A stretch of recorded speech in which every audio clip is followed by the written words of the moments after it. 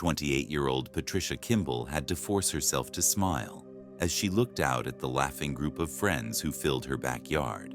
There was no question that the Saturday evening barbecue for her fellow Sunday school teachers and other members of the Elm Street Baptist Church had been a very big success.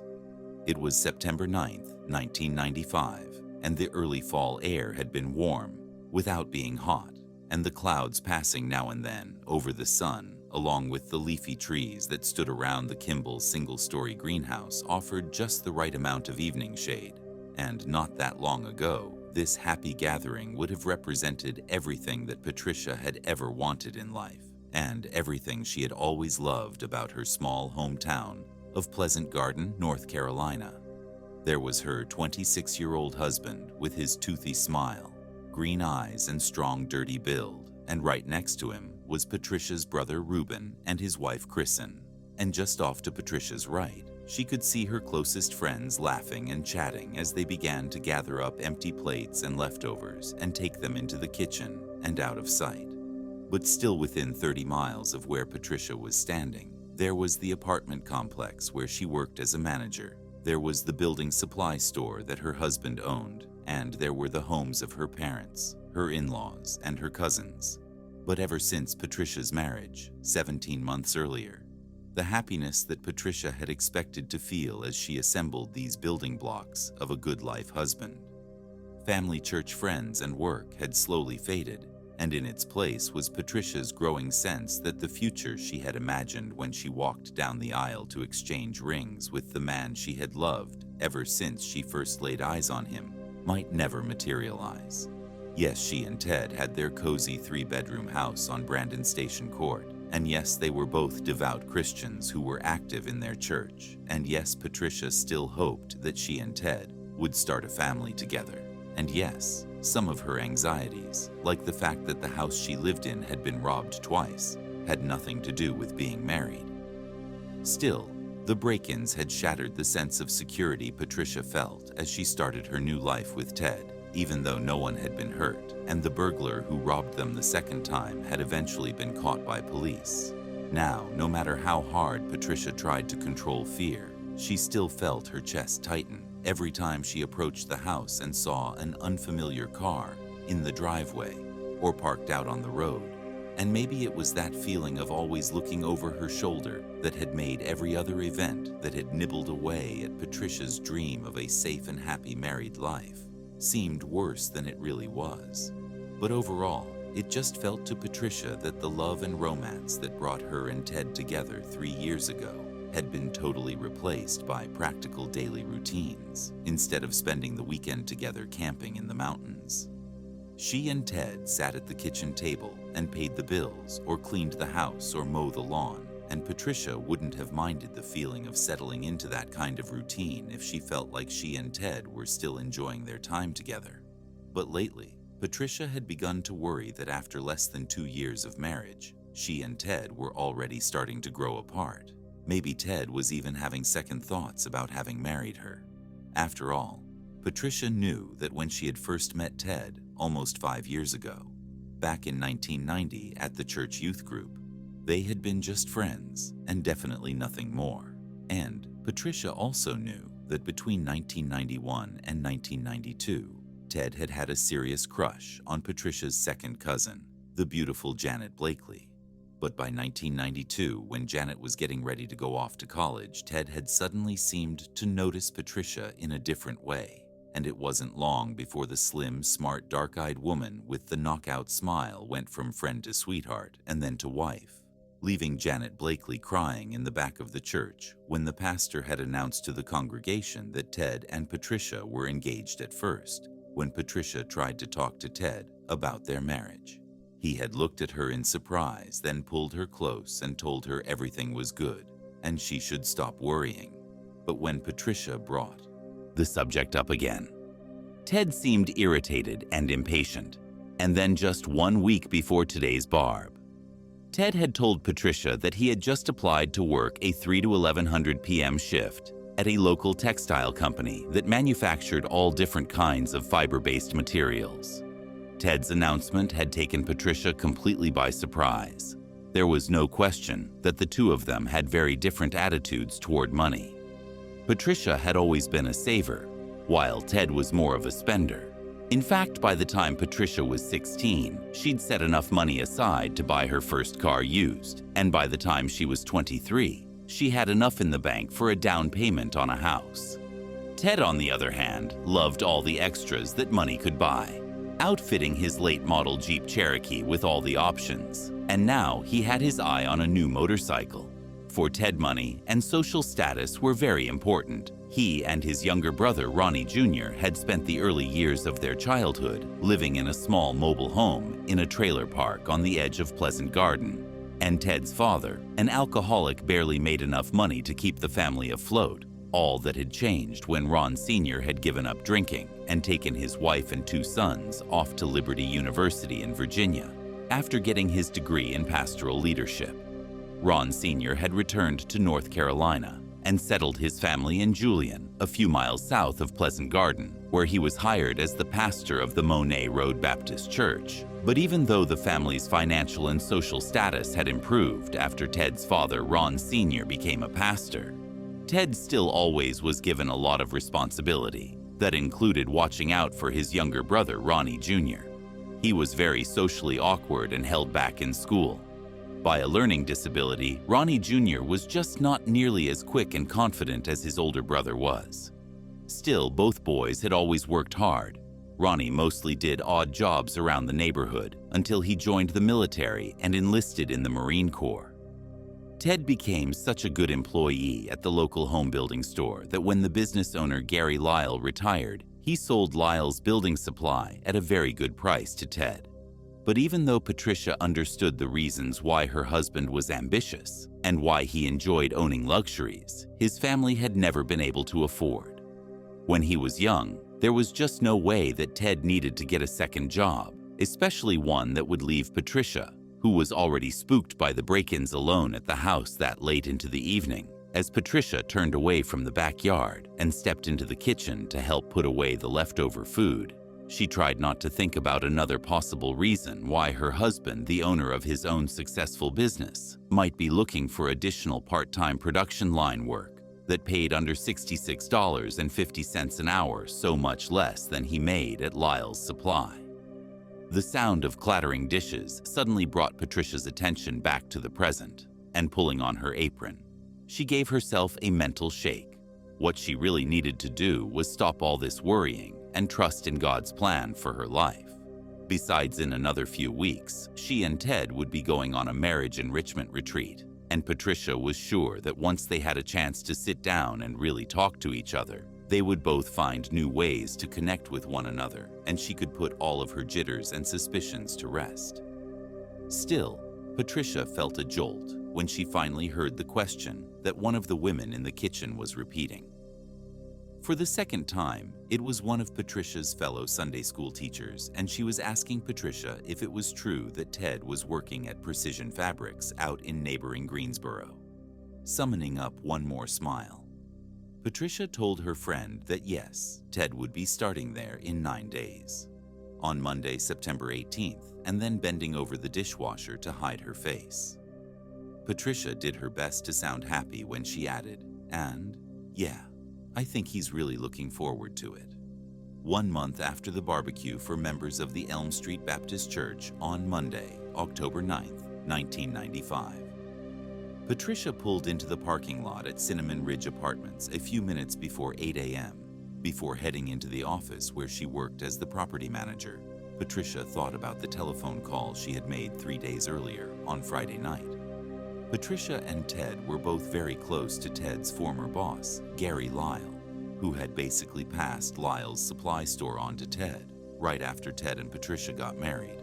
But when Gary wasn't there, it was Gary's wife, Rose, that Patricia had talked to on the phone. Patricia had thought for a long time before making that phone call.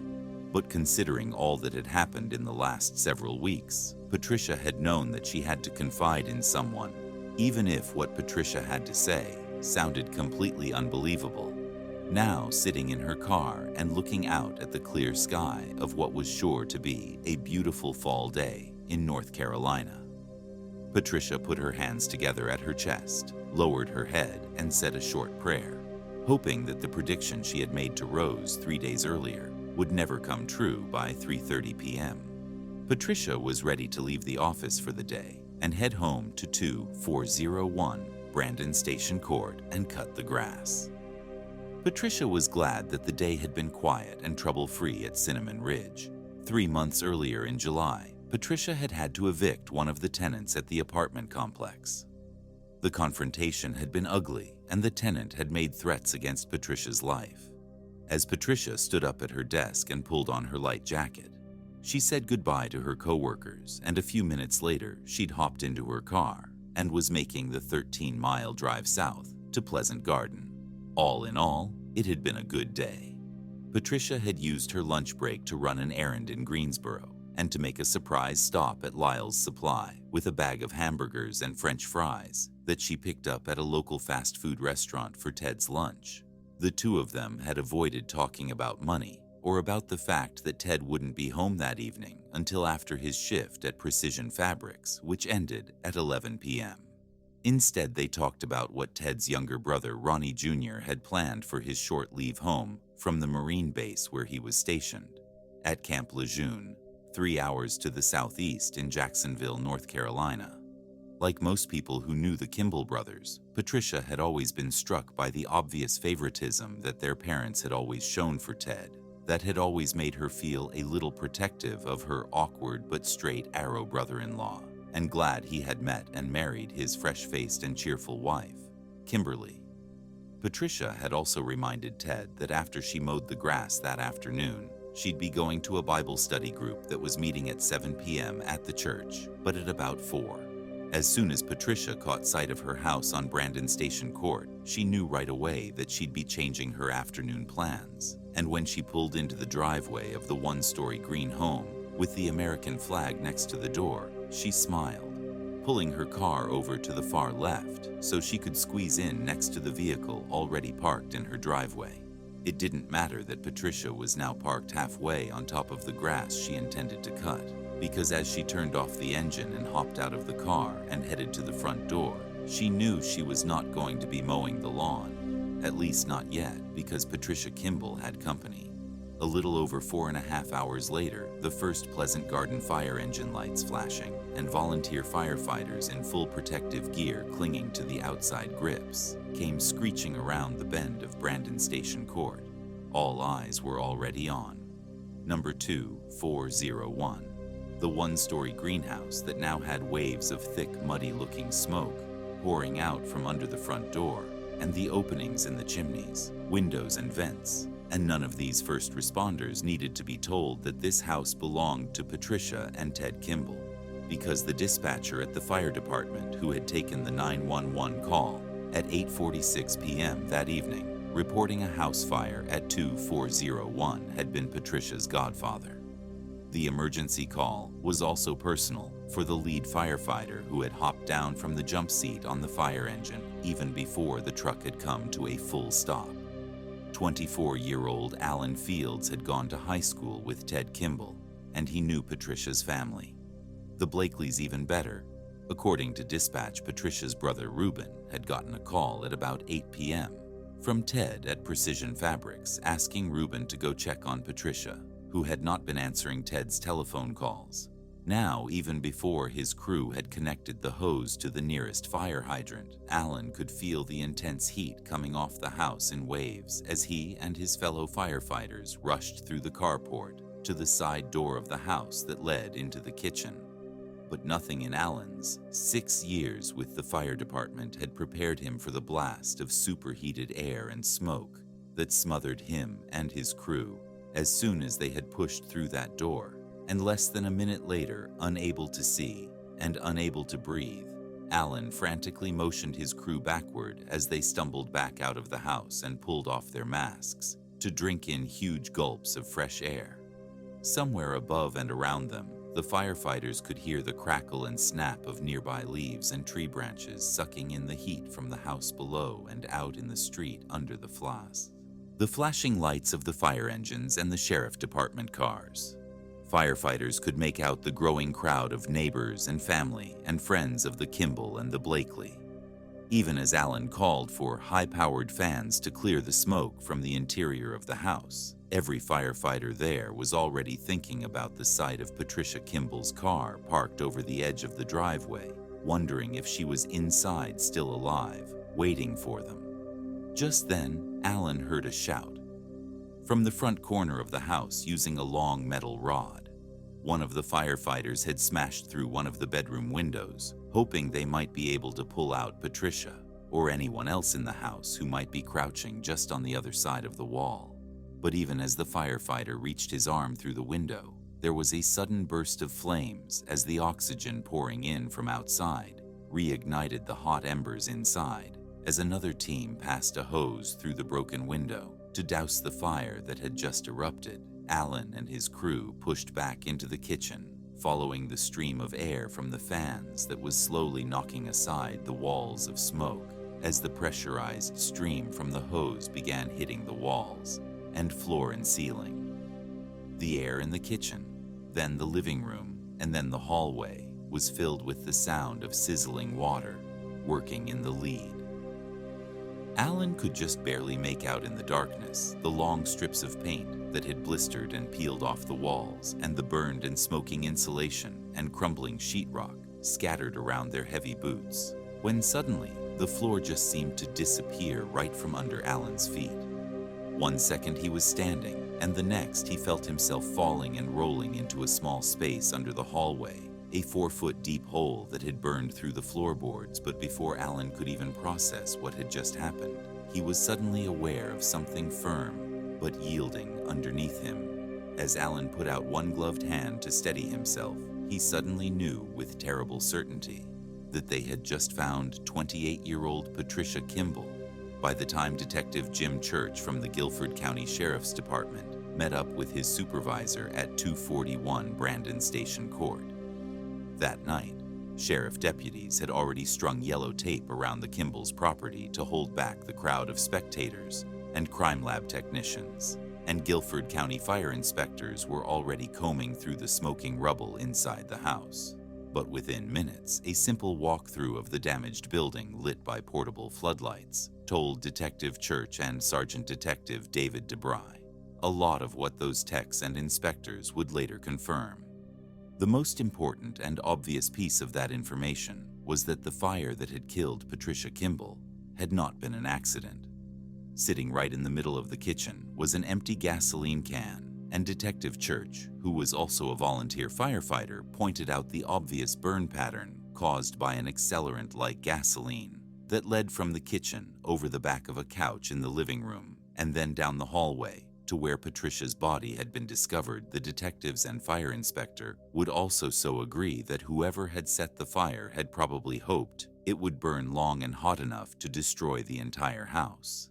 Instead, the fire had probably only burned intensely for maybe a few minutes, not hours, leaving the bedrooms in the house practically untouched by actual flames. And those bedrooms, especially the Kimball's master bedroom, told their own part of the story as investigators stood in the doorway and took in the sight of the emptied-out dresser, drawers overturned nightstand, and the mattress pulled off the bed. They both came to the same conclusion. Before setting the fire, the arsonist had tried to make it look like the house had been robbed, except the arsonist had not done a very convincing job, leaving behind items like an expensive camera that were of obvious value. There had also been no sign of forced entry into the house, the prim marks that deputies had discovered on the side door. Into the house were marks that had been left from the robbery that had taken place earlier in that same year, while investigators would go on to spend hours tracking down the robbery. Gone wrong angle. Their initial take on this crime was that the robbery had been staged to cover up the death of Patricia Kimball, and not that Patricia had been killed when she walked into her house and surprised a burglar. There was also the fact that Patricia's car was parked half on the driveway and half on the grass, that suggested to detectives that when Patricia had arrived home, there had to have been another vehicle already parked in the driveway. Otherwise, Patricia, who intended to cut the grass, would not have parked on top of the grass, and whoever had been driving that vehicle had to have been someone Patricia knew or recognized. After experiencing 2 traumatic break-ins, police believed there was just no way that Patricia would ever have unlocked her door and entered the house with someone she didn't know. But even before detectives stepped into the room inside of Patricia's house where her body was now laying on a white sheet, detectives knew that they were not going to have much in the way of physical and forensic evidence to help them in this investigation. Between the fire smoke damage and the water from the fire hoses that now sloshed around their feet, they knew that the crime scene texts were just not going to find anything in the way of fingerprints or DNA. Still, the first horrible sight of Patricia's body was enough to make every law enforcement officer in that house 100% committed to finding whoever had set this fire, surrounded by the ruins of her own wedding pictures and cross-stitched framed Bible verses. Nothing recognizable remained of the beautiful, vibrant young woman with the chocolate brown eyes and infectious smile. Patricia lay face down, with her arms bent at the elbow, raised above her head. All but one tuft of clothing had been burned from her body, and only charred stumps remained where her left foot and right leg should have been. Around her, patches and smears of bright red blood were the only signs that this had once been a living, breathing human being. And then, scanning the length of the ravaged body, both detectives saw it at the same time directly behind Patricia's left ear. There was a small, dark bullet hole, and suddenly, everything about this case changed. Patricia had to have been shot from behind in the head, and by the time the arsonist had staged the robbery and then set the fire, Patricia was already dead. Within 4 days of Patricia's murder, police had already ruled out the most obvious suspects. At the top of that list was Patricia's husband, Ted. Not because of any obvious evidence, but because most violent homicides are committed by people close to the victim. But not only was Ted in a state of shock that there was anyone in Pleasant Garden who would want to hurt Patricia, he also had a cast-iron alibi for the time of the murder, which the medical examiner had determined must have occurred just after 4 p.m. on the afternoon of October 9th, not long after Patricia had arrived home from work, intending to mow the grass, answering every question put to him by police. Ted explained that from the time he left his house on that Monday morning at 7:45 a.m. until the time he called Patricia's brother Reuben at 8 p.m. to ask Reuben to go check on Patricia, Ted was either at work at Lyle's Supply or at Precision Fabrics, and in between those 2 jobs, he had met up with his mother, Edna Kimball, for dinner at Mrs. Winter's Chicken and Biscuits, a local restaurant not far from Precision Fabrics. Ted's account of Patricia stopping by in the afternoon to meet him for lunch, along with a call he made to her office at Cinnamon Ridge later in the afternoon, just before she left work, also lined up with what police had learned about Patricia's last day from her co-workers. Police also quickly ruled out 2 other suspects. The man who had broken into the Kimball house early in 1995 could not have murdered Patricia, because he was still in jail at the time. Still, Detective Church conducted an interview with the suspect and went over the facts of the earlier break-in. Investigators also tracked down the tenant that Patricia had recently evicted from Cinnamon Ridge Apartments, but she too had an alibi for the time of the murder. But even as Detective IV seemed to be hitting one dead end after another, they were also turning up more and more information about growing strains between Patricia and Ted. In the weeks leading up to Patricia's murder, Patricia had confided to friends that she and Ted argued about Ted spending too much money. Ted had also tried to take out $100,000 of life insurance on his wife, and Patricia had absolutely refused to sign off on the policy. Those same friends also told police that when Ted started working his part-time job at Precision Fabrics about 1 month before Patricia's death, Patricia had worried that he hadn't taken the job because he wanted more money. Instead, he had taken the job because he wanted to spend less time with Patricia. And despite the fact that Ted had an alibi and that he never collected on that life insurance policy, police continued to treat Ted as a suspect, circling back again and again to ask him more questions about his relationship with his wife and looking for inconsistencies in the story Ted had told police about his activities on the day of Patricia's murder. It wasn't until Ted hired a lawyer and later posted a $10,000 reward for information leading to the arrest and conviction of Patricia's murderer that investigators were forced to leave Ted Kimball alone and admit that the homicide investigation into Patricia's death had started going cold. But for Detective Jim Church, this was a case he just could not let go of. And over the next 14 months, the 49-year-old investigator kept track of any new developments in the lives of Patricia Kimball's family and friends. He also reached out beyond Patricia's immediate circle to interview Ted's brother Ronnie out at Camp Lejeune, and any of the women that Ted had dated before he married Patricia, including Patricia's cousin Janet Blakely.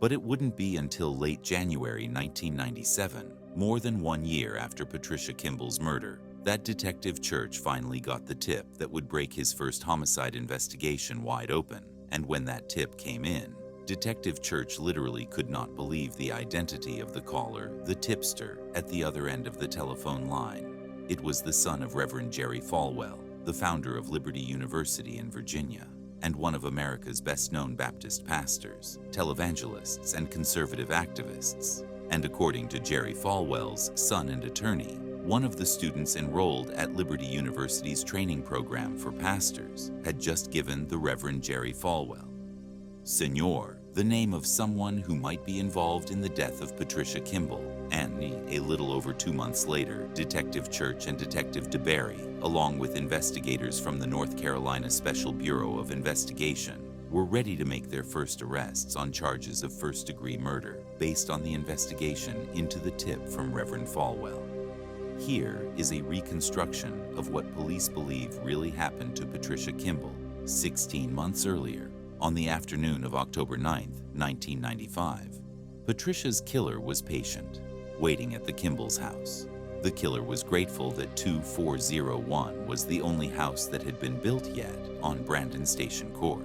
It was still possible, but really not very likely that a neighbor might notice the vehicle in the driveway. Besides, it was not really in the killer's nature to worry about those types of details. Instead, the killer had let them inside the house and prepared. For the moment when Patricia came home, the killer was methodical once they had taken up their position inside the bathroom, just off the hallway that led from the living room down to the 3 bedrooms. The killer racked the slide of the Glock 45 pistol. One more time checked that the bathroom door was not closed all the way, then carefully made another mental review of the plan. It wasn't that the killer disliked Patricia. It wasn't even that the killer stood to benefit from Patricia's death. There were just some responsibilities in life that could not be argued or bargained away, and killing Patricia was one of those obligations, and this would be a fast and merciful death. The killer thought about that and decided that Patricia probably would not even feel any pain. Just surprise. Meanwhile, a few miles away, Patricia had stopped her car at an intersection and waved a quick hello to another driver as Patricia let up on the brake and moved forward again.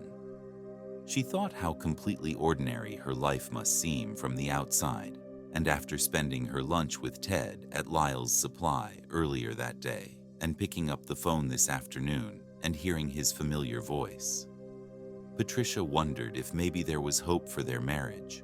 After all, she had seen how bitter and destructive divorce had been for her own parents, and if she could avoid going down that road herself, she would. And with that thought in mind, Patricia took a deep breath and forced herself to concentrate on the here and now. It was a beautiful, warm afternoon, and it would feel good to get outside and cut the grass and maybe do some other yard work before getting changed and cleaned up for her evening Bible study group. But when Patricia rounded the curve of Brandon Station Court and saw the vehicle that was sitting in her driveway, her spirits suddenly lifted. This was unexpected, but unlike a lot of the things that had been happening lately in Patricia's life, a visit with this person was unexpected in a good way. Smiling, Patricia pulled her car into the driveway and parked half on the asphalt. and half on the grass a moment later, and Patricia was walking through the open doors of the two-car garage, calling out a cheerful hello. She reached the side entrance into the kitchen, pushed it open, and stepped inside. Patricia was a little surprised when she heard a slightly muffled answer coming from deeper inside the house, but she didn't hesitate before following the voice down the hallway that led to the bedrooms. And this was exactly the moment the killer had been waiting for. As soon as Patricia passed the closed bathroom on her left, she never even noticed when the door opened behind her. Silent as a ghost, the killer stepped forward, pressed the barrel of the gun against the back of Patricia's skull just behind her left ear, and pulled the trigger inside the small house. The blast from the gun was deafening, but even as Patricia's body fell forward onto the hallway floor, arms raised over her head, the killer was already on the move, picking up the can of gas they had hidden in the bathroom. The killer started in the kitchen and poured a stream of gasoline that led through the living room, over the living room sofa, and down the hallway to Patricia's dead body standing over Patricia. The killer poured until Patricia's body was soaked and dripping. Satisfied, the killer headed for the master bedroom. Once there, the killer pulled out the dresser. Drawers tossed out the clothes, knocked over the nightstand, and pulled the mattress off the bed. Pausing long enough to catch their breath, the killer went back down the hallway, picked up the empty can of gasoline, and then walked quickly into the kitchen, putting the can down on the floor, where police would find it, almost 5 hours later. Taking a few steps backward, the killer took the packet of matches out of their pocket. There was a scraping sound as the head of the match dragged along the strike plate, and then a hiss as the match caught fire, flicking the lighted match towards the puddle of gasoline. The killer only stayed long enough to make sure the flames caught as the fire began. Its journey from the kitchen through the living room, over the sofa, and finally going up in a roar as it reached the body laid out in the 12-T-long hallway a minute later, and the killer was gone. Late in January of 1997, 16 months after Patricia's murder, Ronnie Jr. and his wife Kimball were out in Lynch, Virginia, visiting one of Ronnie's old friends. Mitch was a former Marine who was now enrolled in the Pastoral Leadership Program at Liberty University. The same program and the same university, where Ronnie Jr.'s own father had studied. Back when Ronnie was just a boy, it was also the same program and university where Ronnie had decided that he would like to go once his military service was over. Mitch knew that Ronnie had been very affected by the tragic and unsolved murder of his sister-in-law, Patricia, and Mitch hoped that his friend's decision to go into the ministry would help Ronnie find comfort and direction in his life. But when the two friends sat down together in the evening to pray, Mitch was totally shocked at the change that suddenly came over Ronnie when Mitch began to read out loud from the Bible. Jumping to his feet, Ronnie paced back and forth across the room before slamming his hands against his head, and then he turned to face Mitch, and he said, "I did it. I killed her. I killed Patricia one day." Later on Saturday, January 25th. Mitch drove to Liberty University and put in a desperate request to speak to the university founder, Reverend Jerry Falwell. Falwell's advice. Mitch had heard a murder confession from a friend, but the friend had refused to turn himself into the police within minutes. The Reverend's son, an attorney, was calling Detective Church at the Guilford County Sheriff's Department, advising the detective to go speak with a seminary student at Liberty University named Mitch Whidden. Detective Church did not waste any time. And 9 days later, Mitch Whidden was talking directly to Detectives Church and DeBry, along with an agent from the North Carolina Special Bureau of Investigation. And according to Mitch Whidden, Ronnie Kimball had not acted alone on the night that Ronnie confessed to Mitch that Ronnie had killed Patricia.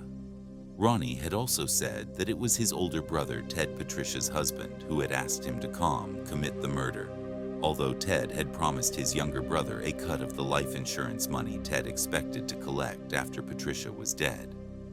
Ronnie had told Mitch that he agreed to kill Patricia because Ronnie would rather die than say no to his older brother. It would turn out that in the months leading up to her death, Patricia Kimball had every reason to be worried not only about her marriage, but also about her personal safety. Patricia had been upset when Ted pressured her to sign off on a life insurance policy that would have paid Ted $100,000 in the event of Patricia's death, and $200,000 in the event that Patricia died an accidental death. Like, for example, if she was burned to death in a tragic house fire.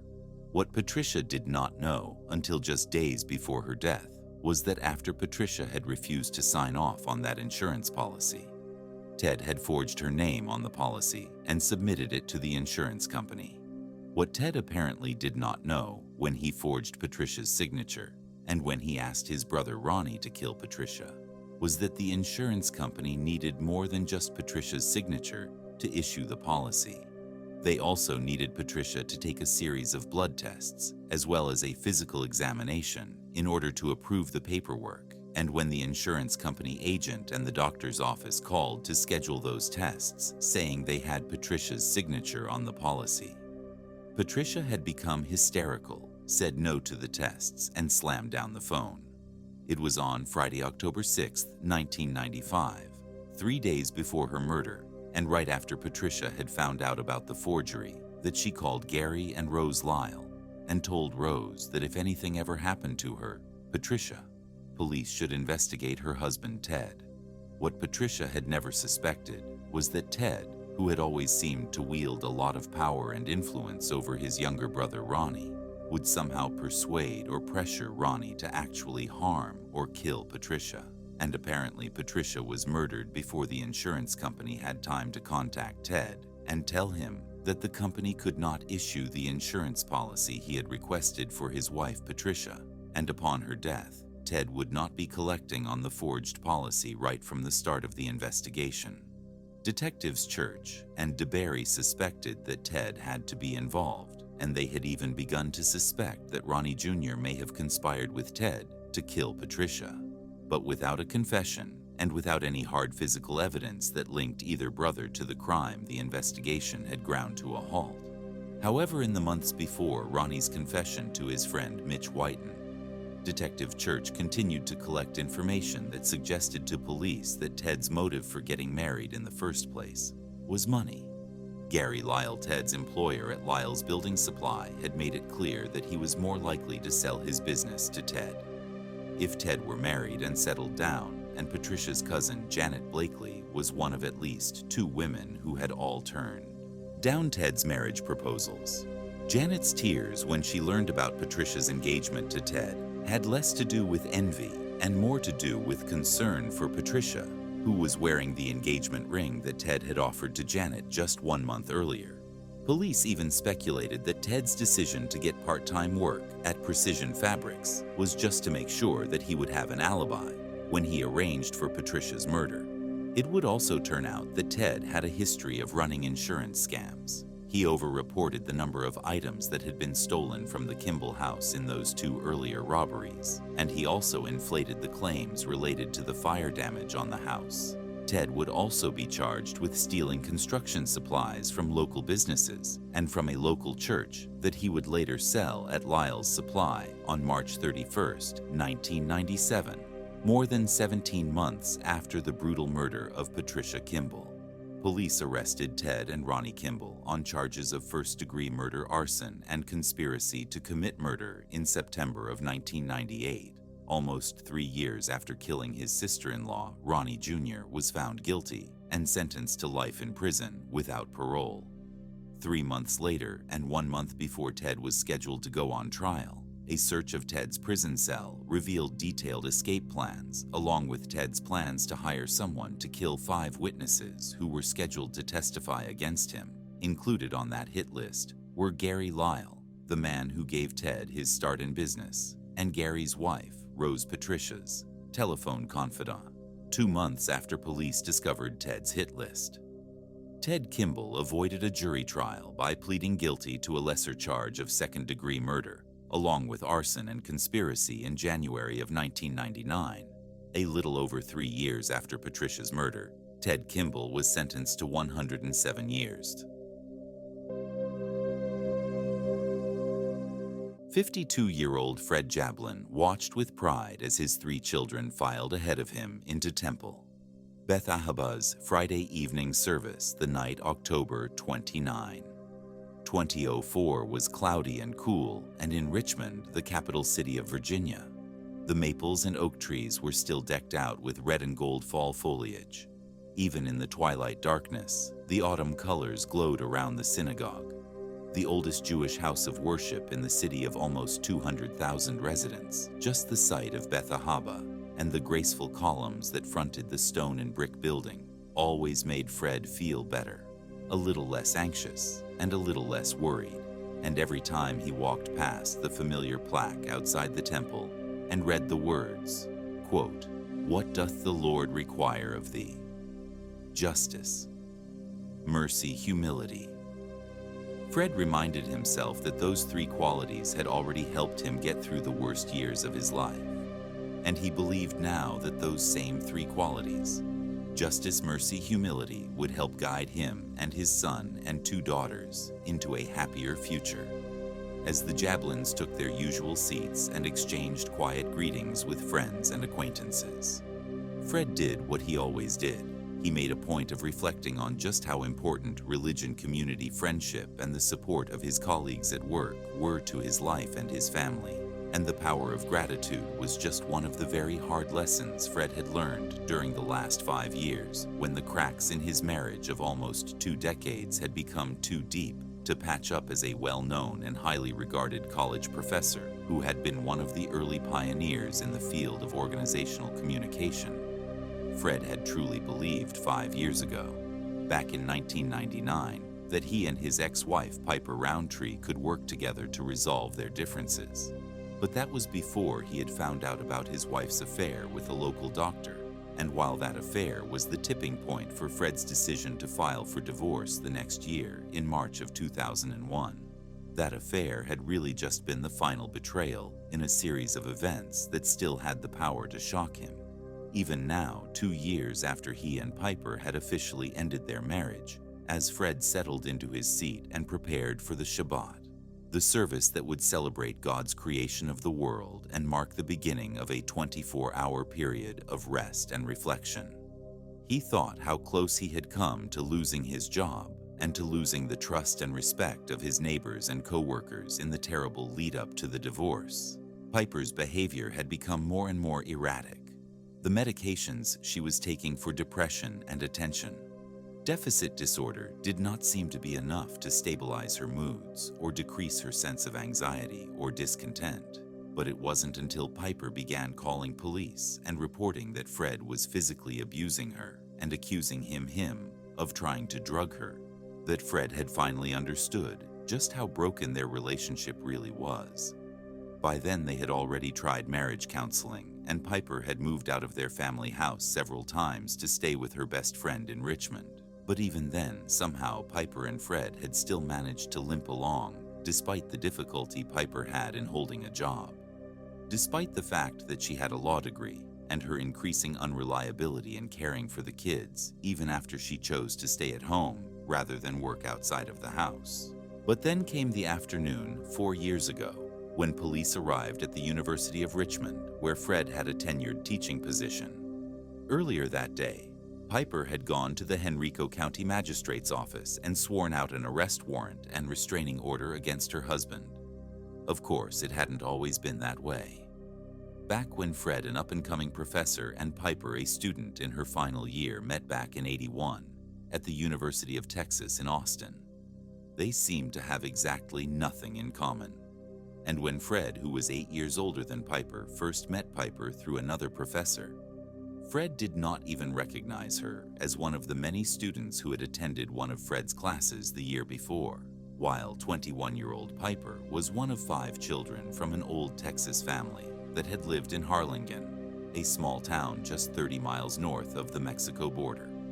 29-year-old Fred was one of 2 brothers who were born and raised in a mostly Jewish working-class neighborhood just 20 miles east of New York City, while Piper was hands down beautiful. With her dark hair and dark eyes and petite but athletic build, Fred was thin and balding and completely average looking, except for the intelligent eyes and the playful grin that clued people into his wry and entertaining sense of humor, and their outlook on the world turned out to be just as different as their appearances.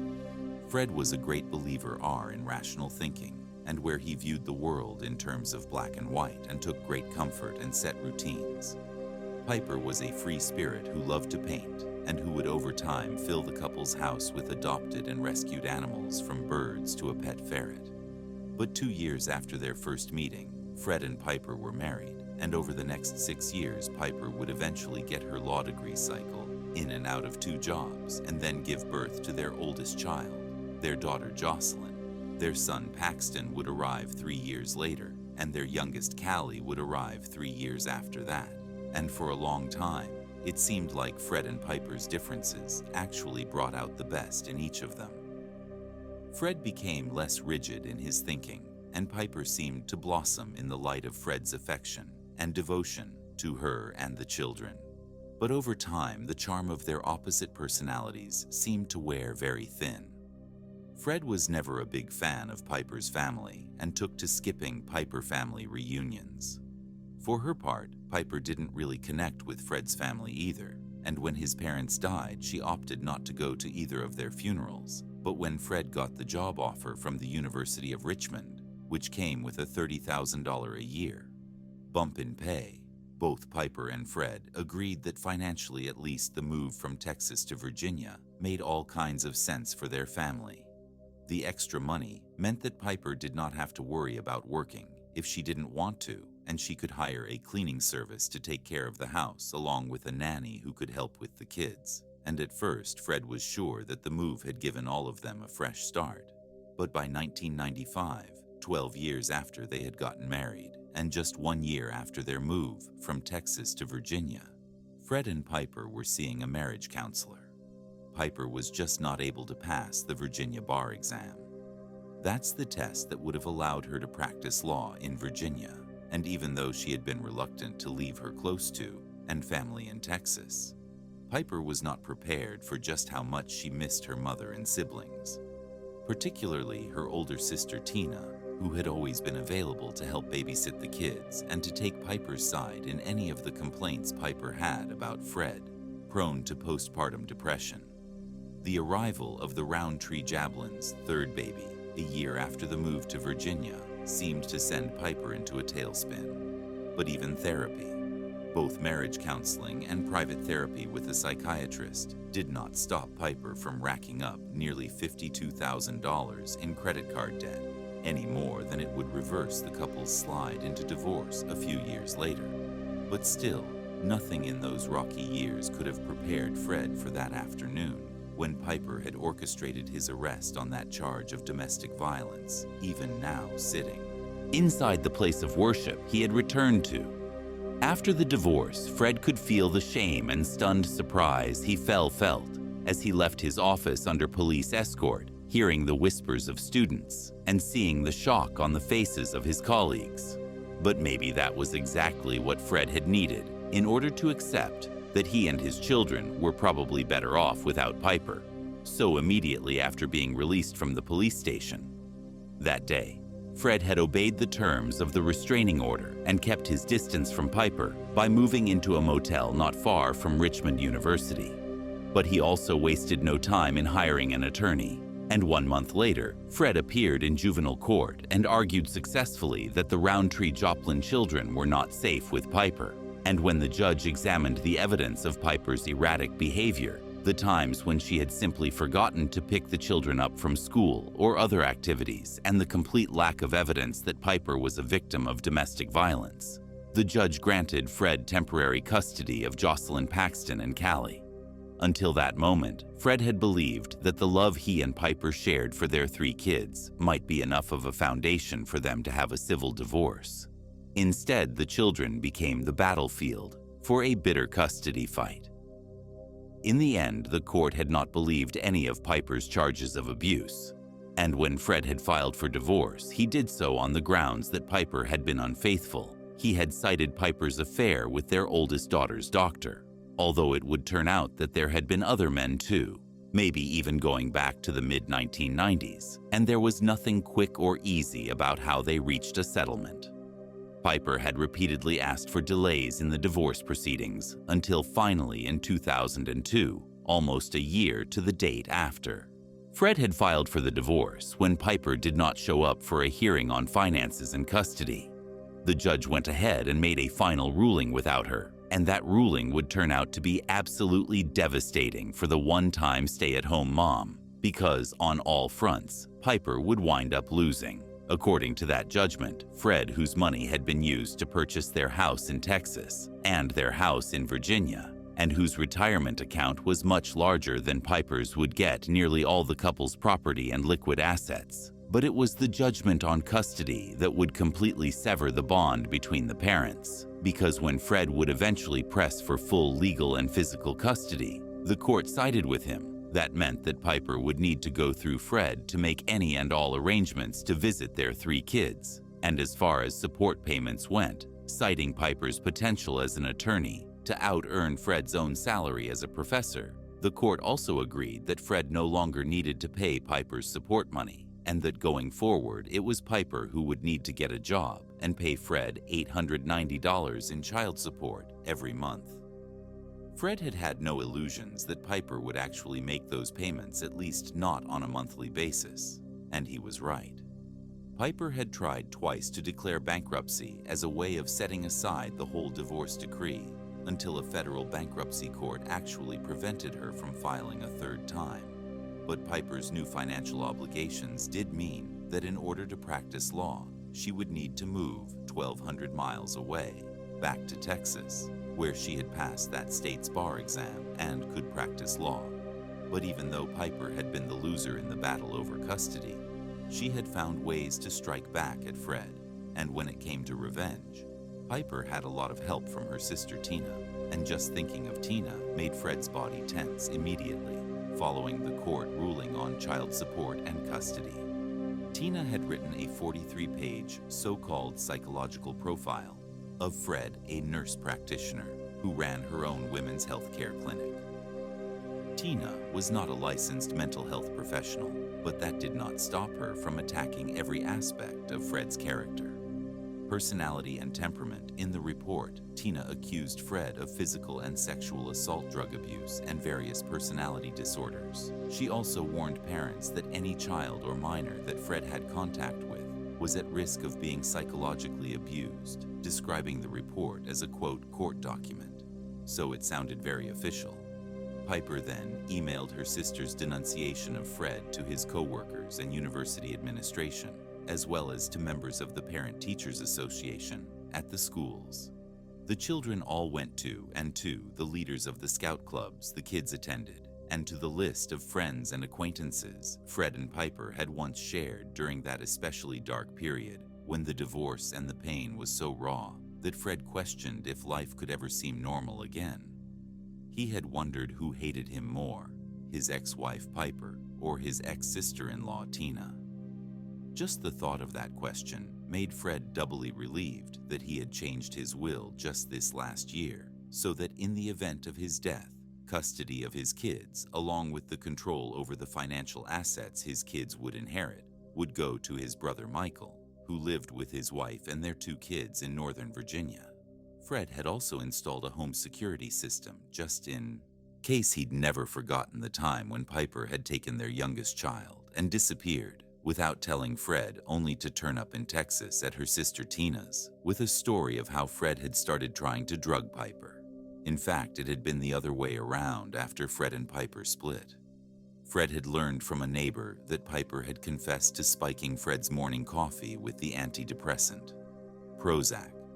Fred was suddenly brought back to the present by a gentle nudge from his 15-year-old daughter Jocelyn, and he realized with a start that he had spent the last several minutes just going through the motions of the Friday evening service.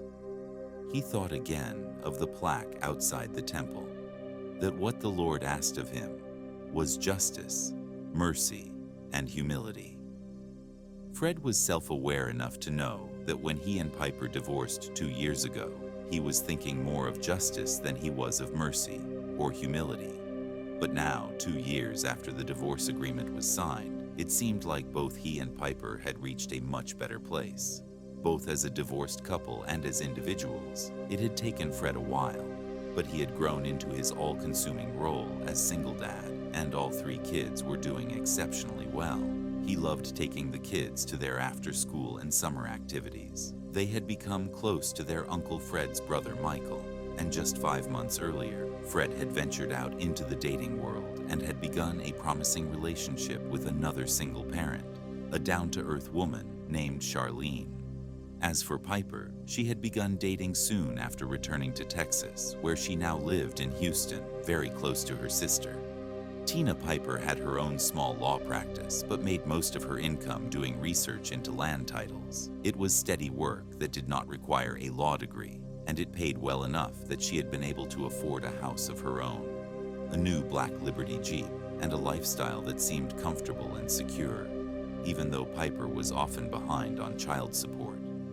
Fred was accommodating about any plans Piper could make to see their kids. In fact, just a few weeks earlier, Piper had come east and taken all 3 kids on a long weekend camping trip in one of Virginia's beautiful national forests. And even though her in-person visits with the kids were not as long or as many as Piper wanted, it wasn't unusual for her to call the kids.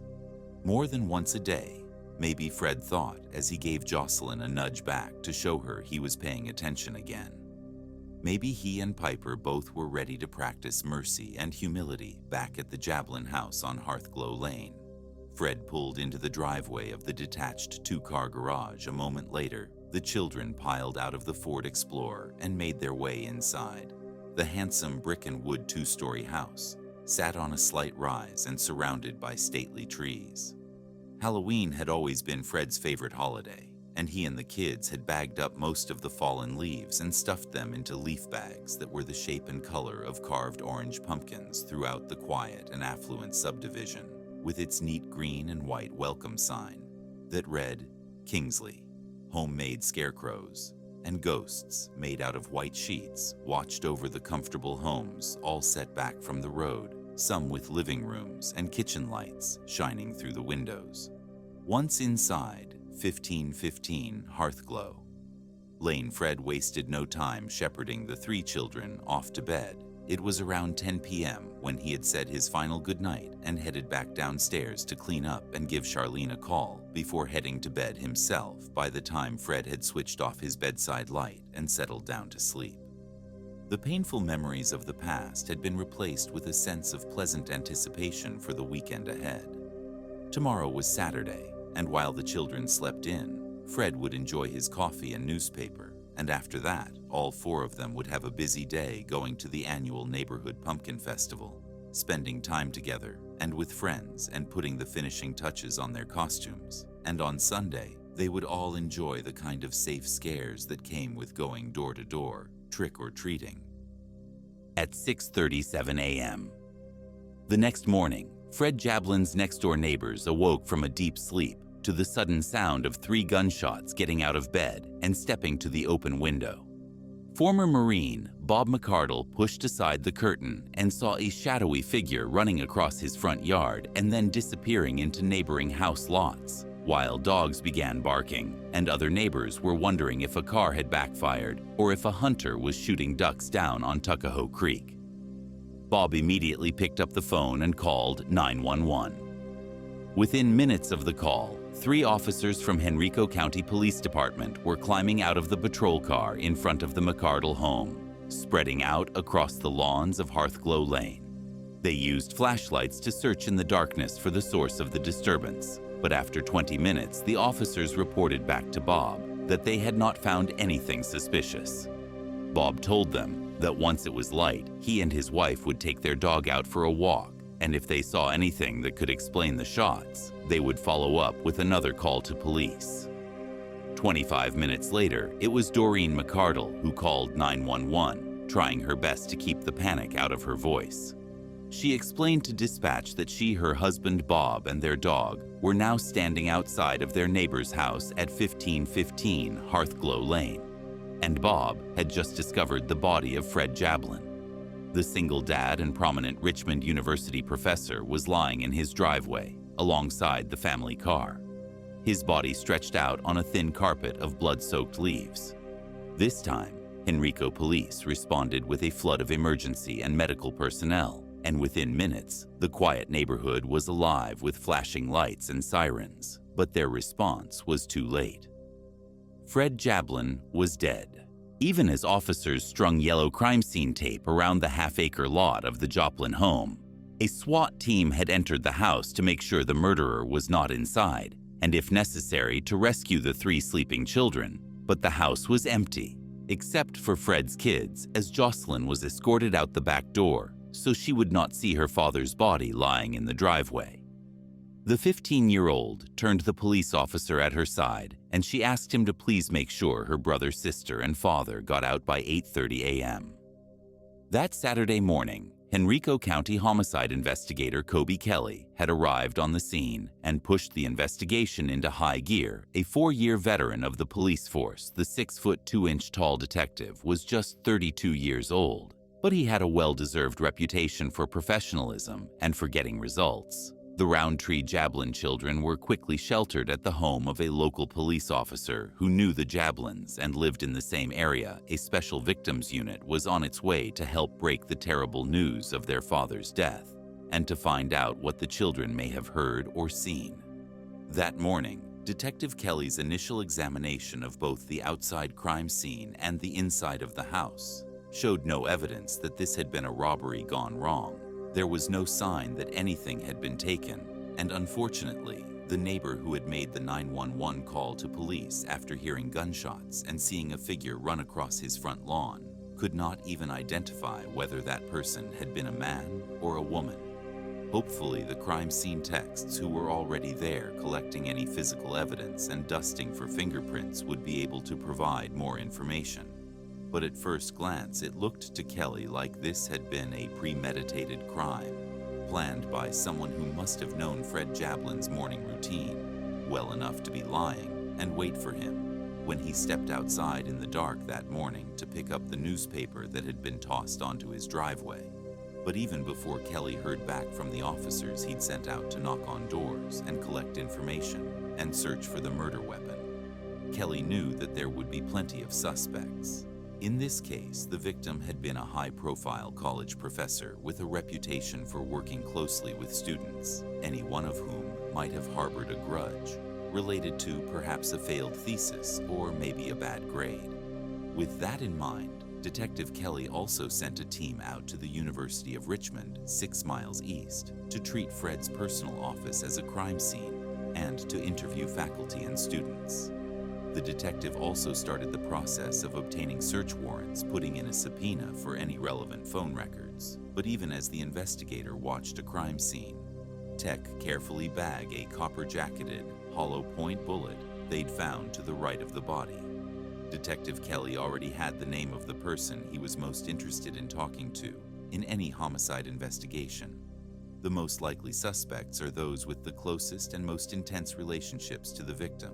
And even though Fred Jablin's ex-wife, Piper Roundtree, lived 1,200 miles to the west in Houston, Texas, she was still number 1 on Detective Kelly's suspect list, especially when he heard from the first officers on the scene that Fred and Piper had gone through a very messy divorce just 2 years earlier, and that custody of the 3 kids was still an ongoing issue. By 10 a.m. that morning, the oldest of the Roundtree Jablin children had told police that she had heard a gunshot early that morning, but had gone back to sleep. The younger 2 kids both told police that they had each had separate phone conversations with their mom the afternoon and evening before she told them she was calling from Galveston, Texas, where she was researching a land title.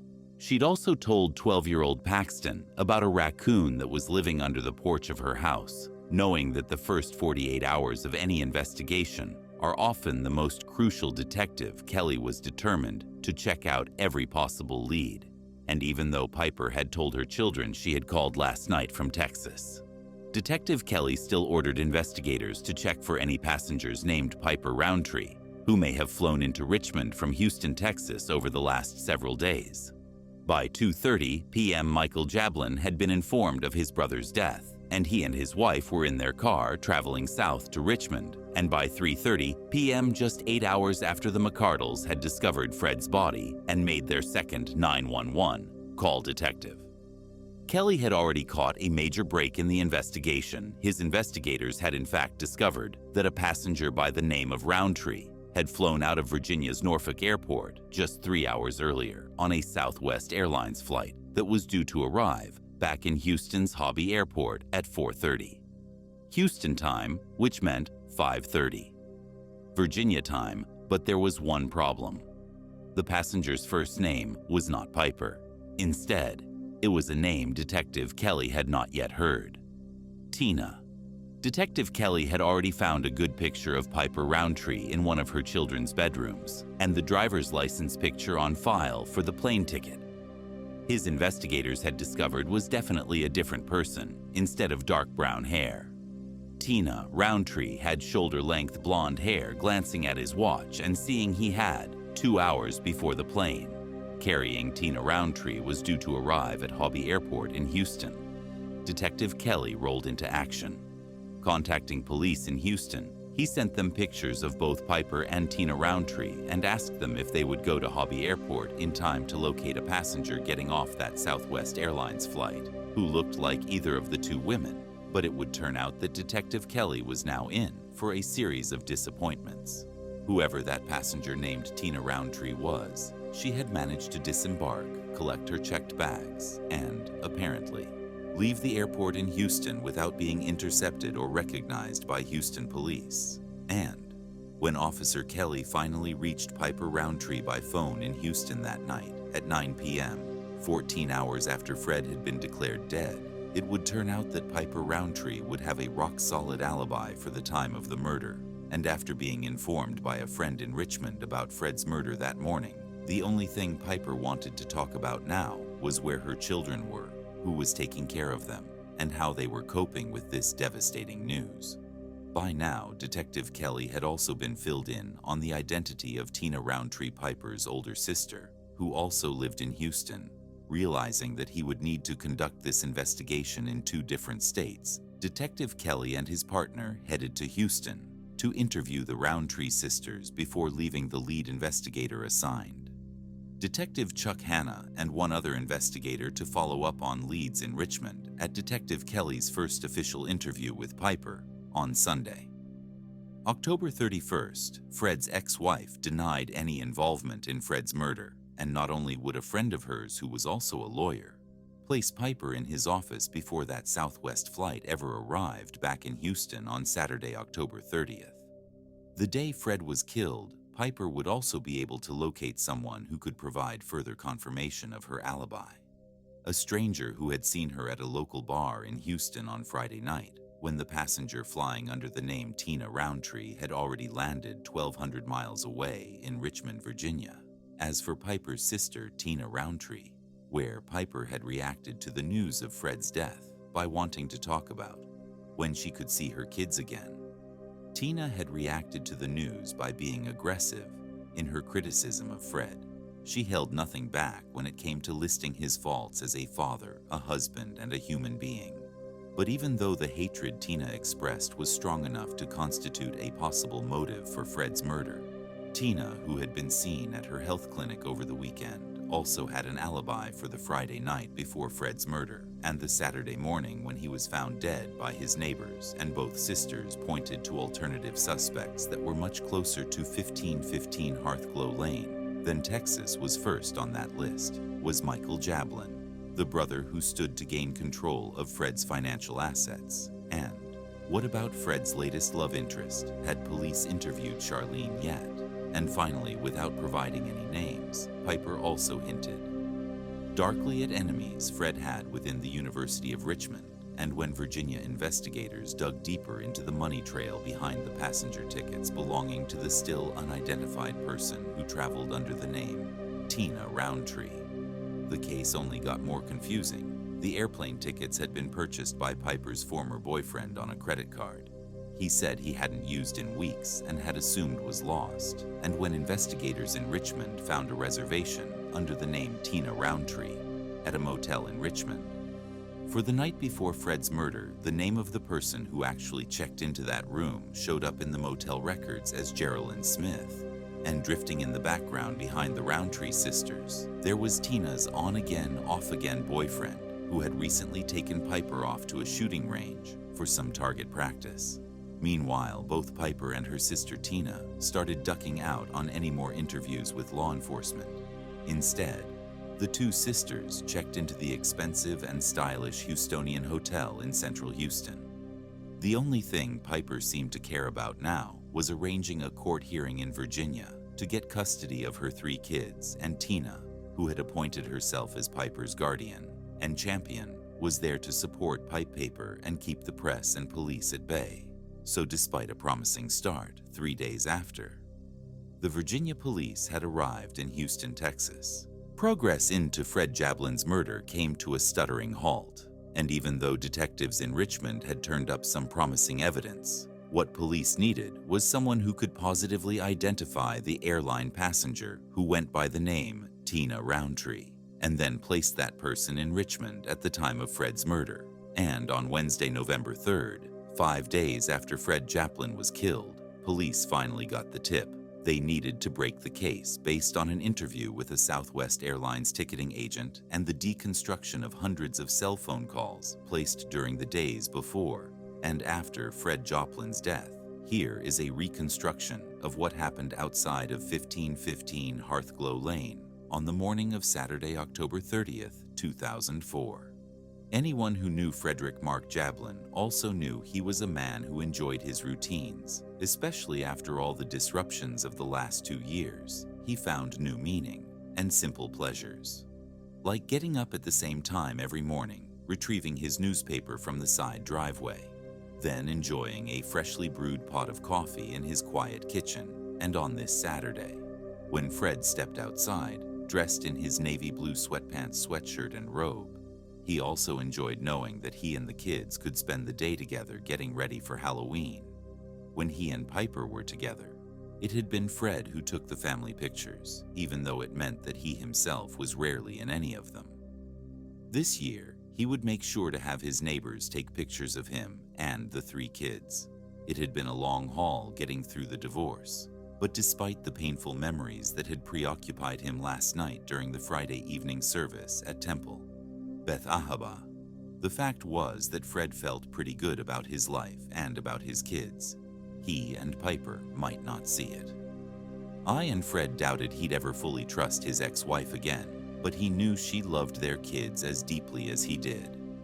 As Fred headed slowly for the driveway, he could see the tall trees that ringed the big backyard and feel the chill air on his face and ankles. This time tomorrow, daylight savings time would come to an end, and clocks would have been set back an hour instead of darkness. He'd be watching the sun rise. Still, he liked this feeling of being all alone, the only person awake and outside, except that Fred was not alone. Standing quietly in the shadow on the far side of the garage, Fred's killer had felt their pulse quicken at the sound of the back door opening and then closing softly behind Fred. Now the killer heard the slight rustle of leaves as Fred turned right out of the back kitchen door and began walking towards the open space between the house and the garage, which was set back even farther from the street than the house was. The newspaper lay neatly folded on the far side of the black Ford Explorer that was parked near the top of the drive, way the killer knew Fred would walk between the garage doors and around the front bumper of the vehicle to retrieve the paper. And when Fred did exactly that, the killer would be ready. Now adjusting their blue latex gloves, the killer took a slow, deliberate breath. The killer assumed the children were asleep in the house, but even if they were awake or if they woke up and even came down the stairs or looked out the bedroom windows, they wouldn't see anything. The killer would be gone, and Fred's body would be hidden from view by the big black car in the driveway. A moment later, the sound of rustling leaves gave way to the sound of slippers on pavement. But as Fred rounded the front bumper of his Ford Explorer, the garage doors on his left and the children's basketball hoop on the other side of the driveway facing him, he paused for a second before making another quarter turn to his right to scan the ground for the folded newspaper. At that moment, Fred's killer stepped out of their hiding place on the far side of the garage. This shot would not be fired at point-blank range, or even close enough to leave any gunpowder residue on Fred's sweatshirt or robe. But the killer would still hit their target a moment later, as Fred straightened and began to turn back towards whatever he had just seen. Out of the corner of his eye, his killer pulled the trigger of the .38 caliber revolver, loaded with its copper-jacketed hollow point bullets. And, as the sound of the shots died away, the killer watched as Fred crumpled to the ground, reaching the pavement. Fred's body rolled, so he lay face down, but still partly on his side, his glasses. Landing a foot or so away from his face, his knees drawn up slightly towards his chest, although neighbors would report. Hearing 3 gunshots, only 2 bullets hit their mark. The second shot entered the soft tissue of Fred's right arm, back to front. The bullet traveling downward and missing any vital tissue that was the bullet that would be recovered at the crime. Seen in just a few hours, it was the first shot that proved fatal.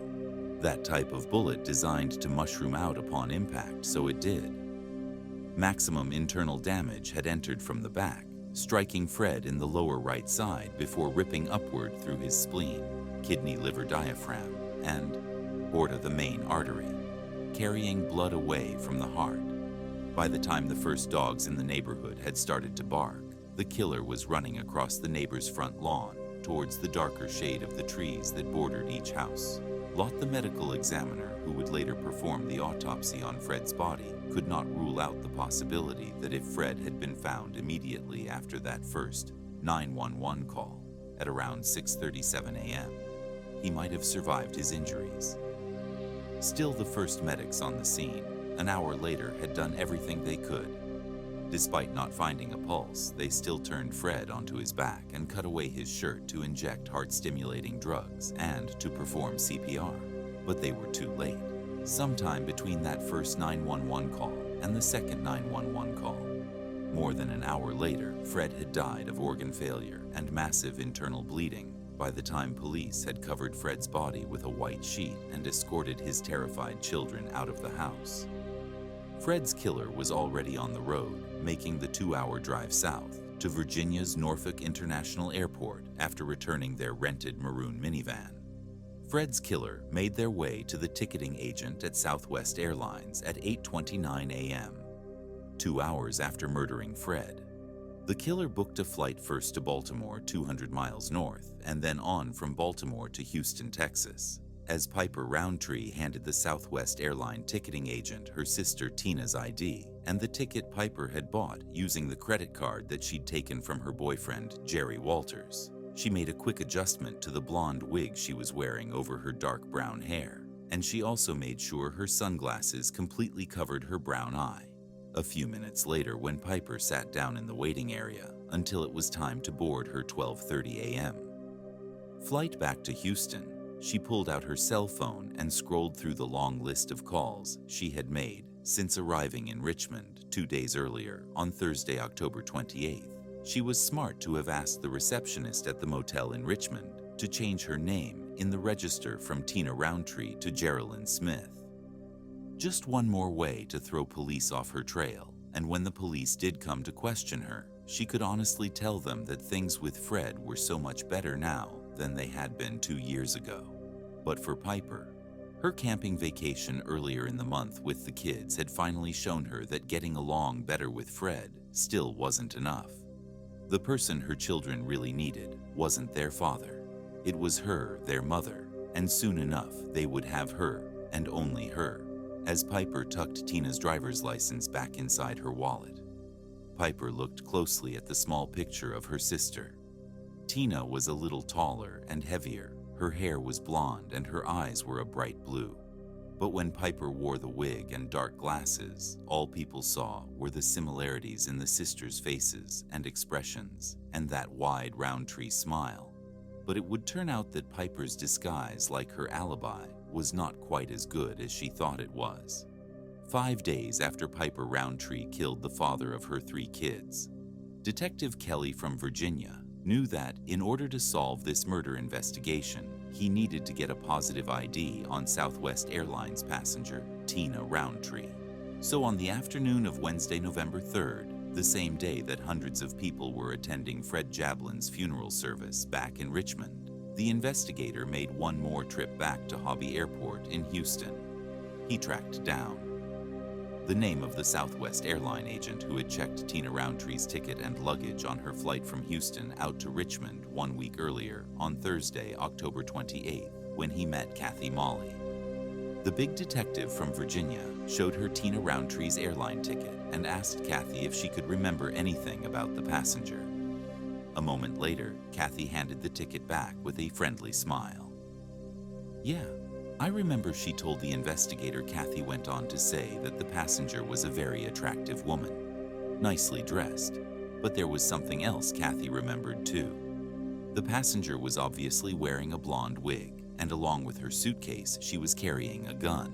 And when Detective Kelly showed Kathy the pictures he now carried with him everywhere, one of Tina Roundtree and one of Piper Roundtree. Kathy didn't even hesitate before tapping the photo of Piper. That's her.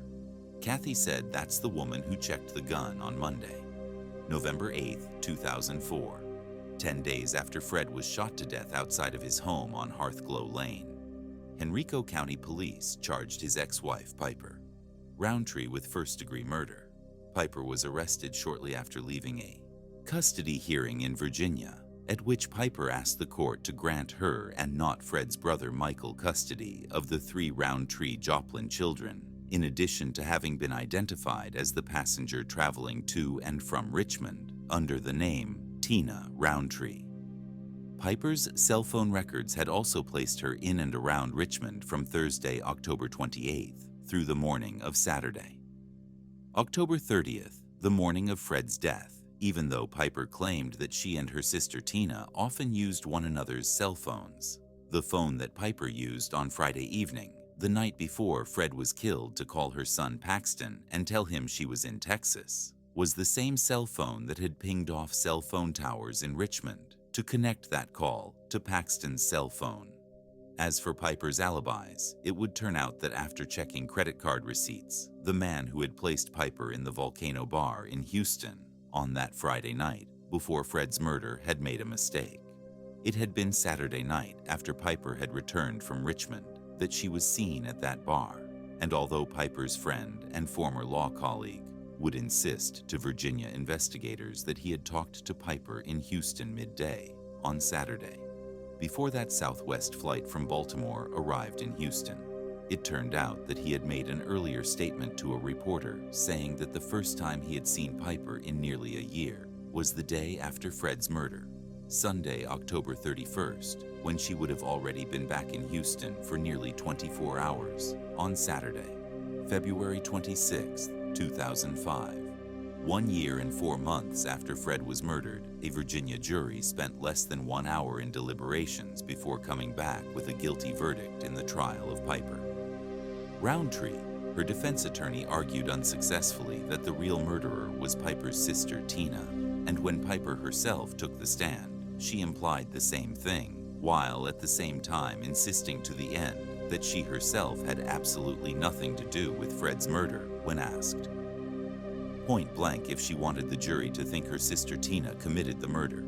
Piper replied, "I have no idea what happened."